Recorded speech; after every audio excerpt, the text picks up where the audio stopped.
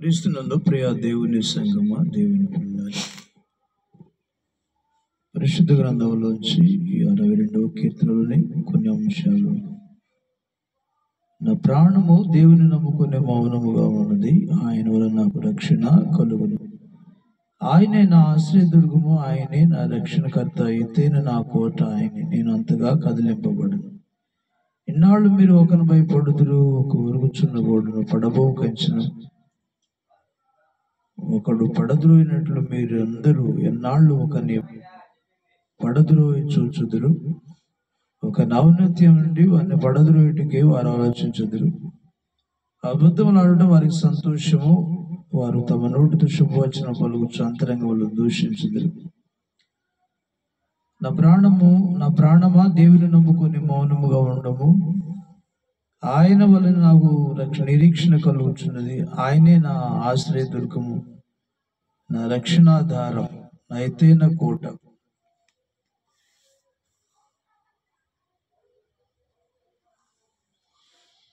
నేను కదిలింపబడను. నా రక్షణకు, నా మహిమకు దేవుడి ఆధారము, నా బలమైన ఆశ్రయదుర్గము, నా ఆశ్రయము దేవుని అందే ఉన్నది. జనులారా, ఎల్లప్పుడూ ఆయన యందు నమ్మిక ఉంచుడి, ఆయన సన్నిధిని మీ హృదయములను కృమ్మరించుడి. దేవుడు మనకు ఆశ్రయము. కాబట్టి క్రీస్తునందు ప్రియ దేవుని సంగమా, దావీదు కీర్తనకారుడు రాసినటువంటి ఈ మాటలు మనం ధ్యానించుకున్నట్లయితే,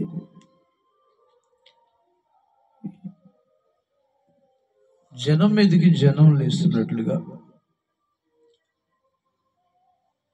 ఎన్నాళ్ళు మీరు ఒకరిని భయపడుతుంటే ఒకరి మీదకి ఒకరు లేస్తున్నారని అర్థం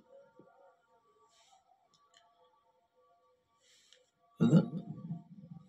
దాని అర్థం ఏంటంటే, ఒకరిని పై పడతారంట. అంటే బలం ఉన్నవాడు బలం లేని వాడి మీద దోపుడికైనా దుర్మార్గతకైనా మరి కొట్లాటకైనా వెళ్తుంటాడు. ఎన్నాళ్ళు మీరు ఒకరిని భయపడతారు అంటున్నాడు. మనుషులు ఒకరి మీదకి ఒకరు, అంటే బలవంతుడు బలం లేని వారి మీదకి వెళుతున్నట్లుగా. ఒరుగుచున్న గోడను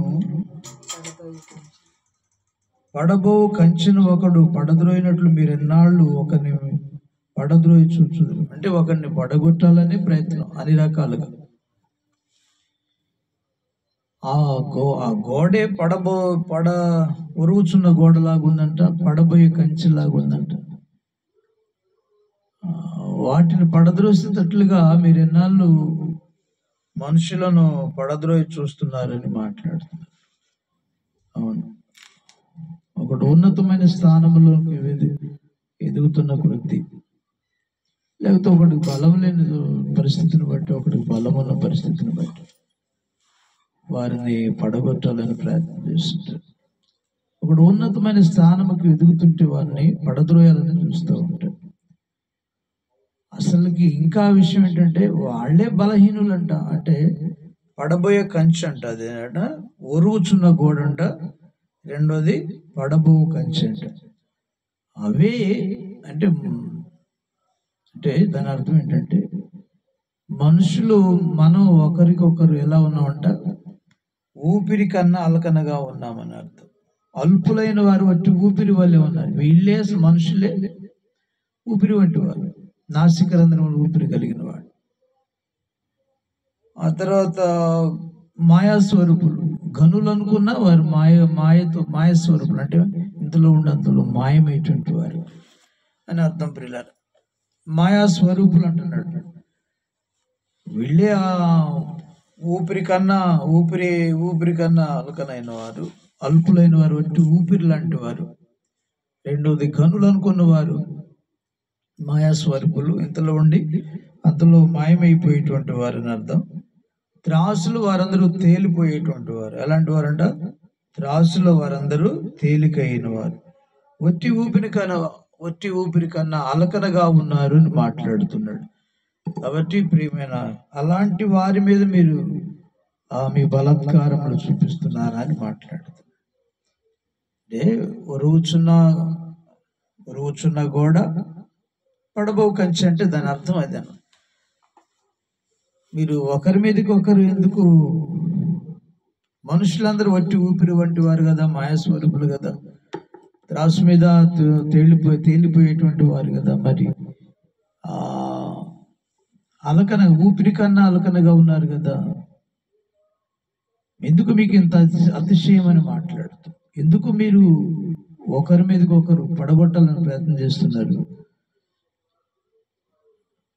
అది మంచిది కాదని మాట్లాడుతున్నాడు పరిశుద్ధాత్మ. కాబట్టి ఇలాగా మనుషులందరూ ఉన్నందువలన దావీదు కీర్తనకారుడు ఏమంటున్నాడు, దేవా నేను నిన్ను నమ్ముకొని ఉన్నాను, ప్రాణమా దేవుని నమ్ముకొని మౌనంగా ఉండమని. మౌనముగా ఉన్నది అందరూ, అందువలన నాకు రక్షణ కలుగుతున్నది. ఎప్పుడైతే మనం మనుషులు నమ్ముకోకుండా, బలాత్కారమందు నమ్మిక ఉంచవద్దు, మనుషులను నమ్మొద్దు, రాజులు నమ్మొద్దు, వారందరూ అల్పులని అర్థం, పడిపోయే కంచె లాంటి వారు, ఉరుగుచున్న గోడ లాంటి వారు, అల్పులు, మాయాస్వరూపులు, ధూళి లాంటి వారు. కాబట్టి వారిని నమ్మవద్దు, వారి ద్వారా నీకు రక్షణ కలుగుదని మాట్లాడుతున్నాడు కీర్తనకారుడు.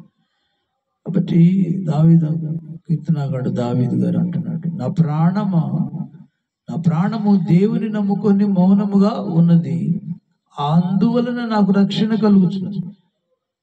కాబట్టి మనం దేవుని నమ్ముకున్నందువలన మనకు రక్షణ.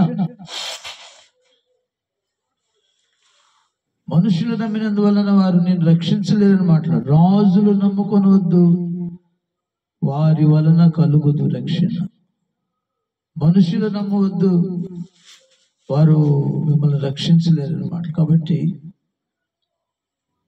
మనం దేవుని నమ్ముకొని ఉంటే అందువలన మనకు రక్షణ కలుగుతుందన్నమాట.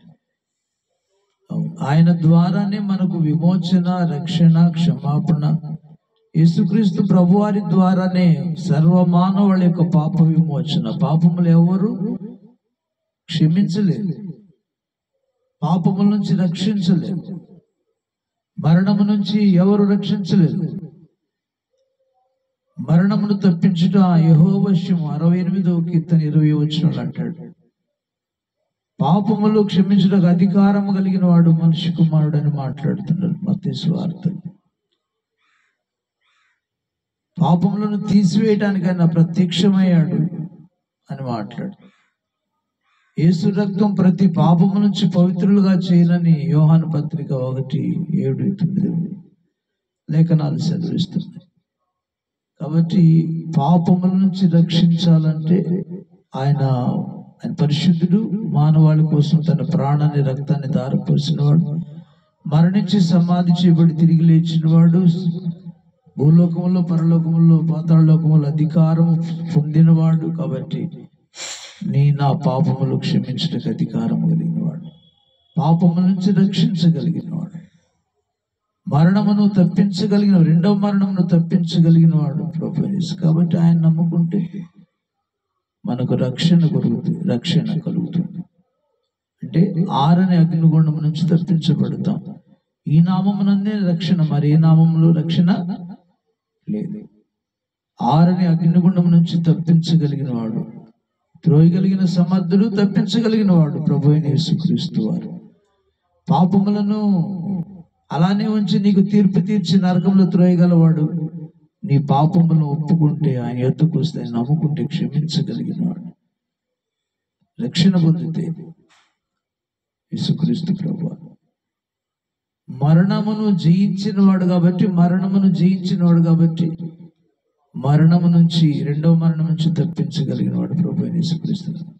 కాబట్టి నా ప్రాణమా ఆయన నమ్ముకొని మౌనముగా ఉండు, అందువల్ల నీకు రక్షణ కలుగుతుందని కీర్తనకారుడు గానం చేస్తున్నట్లుగా మనం కూడా ఏ విషయంలోనైనా మనం ఆయన నమ్మిక ఉంచి నీవు మౌనంగా ఉండాలని నేను కోరుకుంటున్నాడు. దేవుని సన్నిధిలో మౌనంగా ఉండి ఆయన స్తుతించడం లేఖనం. దేవుని సన్నిధిలో మౌనంగా కనిపెట్టుకొని ఉండడం వలన మనకు రక్షణ దొరుకుతుందని దేవుని వాక్య భాగంలో ఉంటుంది. దేవునికి మహిమ కలుగు.